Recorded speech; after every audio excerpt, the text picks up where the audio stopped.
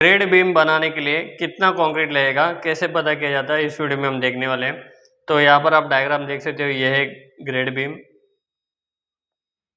और 2 pocket column है, यहाँ पर आप देख सकते हैं।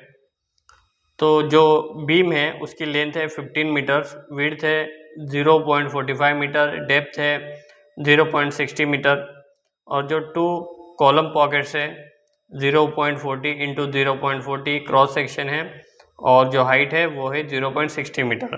तो चलिए शुरू करते हैं। तो पहले हमें जो बीम का ग्रॉस वॉल्यूम है वो निकालना है, तो वो हम निकाल लेते हैं। बीम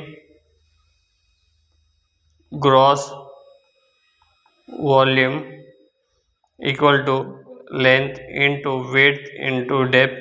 तो लेंथ है 15 इंटू 0.45 इंटू 0.60, तो यहाँ पर आंसर आता है 4.05 क्यूबिक मीटर।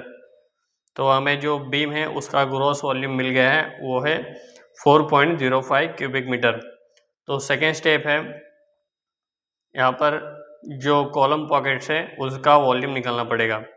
तो हम पहले एक 1 पॉकेट कॉलम उसका वॉल्यूम निकाल लेते हैं।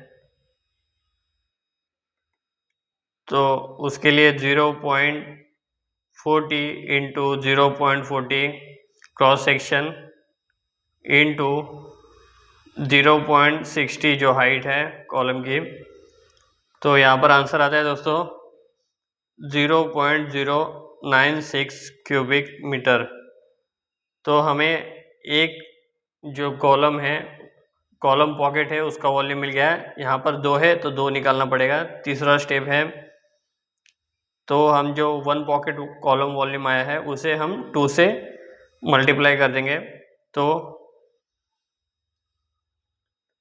2 pocket column volume equal to 2 into 0.096, तो यहाँ पर आंसर आता है 0.192 क्यूबिक मीटर।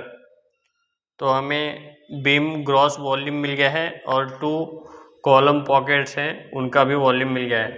तो 4 स्टेप क्या है, net concrete volume, net concrete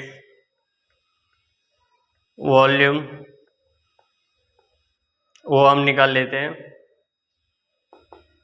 तो यहाँ पर जो बीम ग्रॉस वॉल्यूम है माइनस 2